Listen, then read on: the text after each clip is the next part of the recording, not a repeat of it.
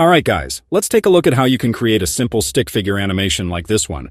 Ever wanted to create those viral stick figure animations but have zero drawing skills? Well, buckle up because I'm about to show you how to do it. No art degree required. And if you're anything like me, you've probably watched a ton of these videos eagerly thinking, this is it. I'm about to become the Picasso of stick figures. Then, bam. They all end up using Adobe Express, and let's be real, the results are, less than impressive. Not to mention those videos get fewer views than a potato peeling tutorial. But fear not. I've spent several coffee-fueled nights cracking the code for us non-artists. And guess what? It's not rocket science. In fact, my first attempt wasn't half bad, and I can confidently say it was made without shedding a single tear. And here's the kicker. You don't have to dip into your savings to make these animations. You don't even need to know how to draw. By the end of this video, you'll have everything you need to create viral stick animations. So stick around, pun totally intended, and don't forget to smash those like and subscribe buttons if you find this helpful. Just a heads up though, this isn't some magical one-click process. It's gonna take a little effort, so let's dive in. First things first, you need an idea. Now sure, you could ask ChatGPT for a script, but trust me, the goldmine of humor in these animations comes from your own brain. Watch a few viral animations to get the juices flowing. Some of these creators are literally making videos about a stick figure tripping over its own foot, and people can't get enough. Once your genius idea strikes, it's time to script it out. Don't overthink it. Keep it fun, short, and punchy.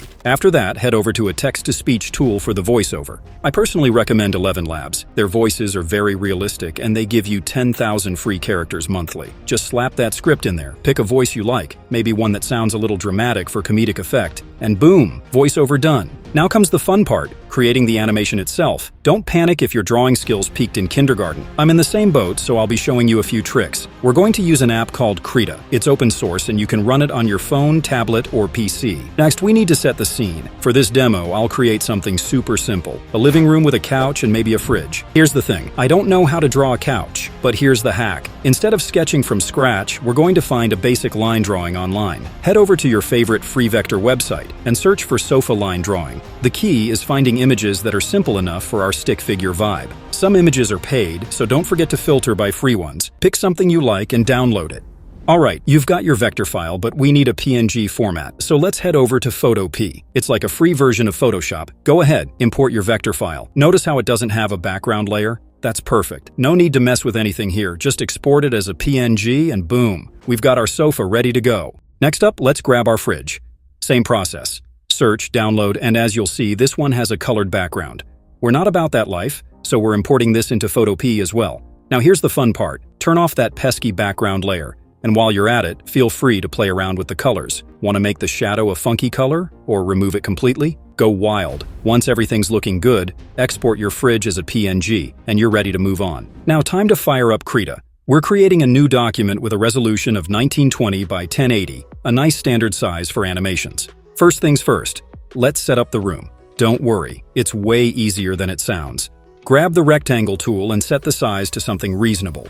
Draw out your rectangle, then switch tools to draw two simple lines for the walls. Finally, we'll use the polygon tool to add a door on one side. See? Easy peasy. But wait, we're not done yet. Time to add some color. Select the paint bucket tool, choose your favorite shade, and click to fill in the areas. Once that's looking good, we can bring in our sofa and fridge. Drag and drop the sofa in, resize it to fit the room, and feel free to change up the color if you're feeling creative. Do the same for the fridge. Before you know it, the scene's already starting to look pretty good. Now comes the fun part, creating our character. Look, I'll be honest, my stick figure drawing skills leave a lot to be desired, so we're taking a shortcut. Head over to Vecteezy, where you'll find tons of stick figure options. For this demo, we're going to use a slightly modified version of one of Rico Animation's characters. Don't worry, I'll drop all the assets, including these images, in the resource channel of my Discord server. The link's in the description and also on my channel page. Want to give your stick figure a bit of flair? You can totally add some clothes. Just grab a simple outfit from our trusty image sources, drop it onto the character, and adjust it to fit. We'll use the brush tool to blend the legs into the pants. It's already looking good.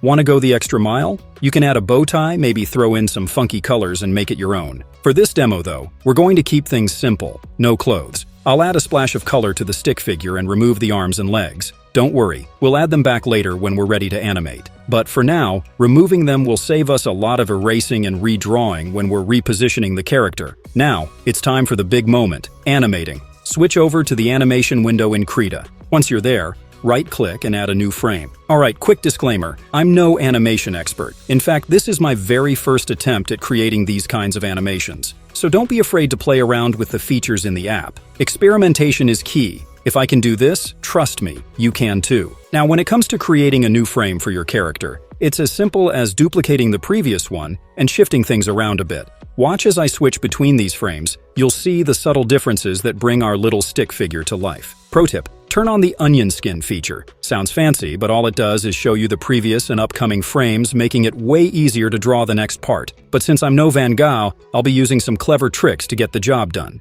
I want the character to look like he's entering from behind the wall. His full body won't be showing yet, so I'll move the character's frame forward. To save myself some time and headaches, I've already made images of the feet and legs. I'll grab the foot first, drag it into the scene, and position it so it looks like the character is just entering. For the first frame, I'll duplicate it, erase part of it, and voila! It now looks like our character is stepping into the room from outside. In the next frame, we'll move that foot forward just a bit, bring in the leg image, and adjust the position.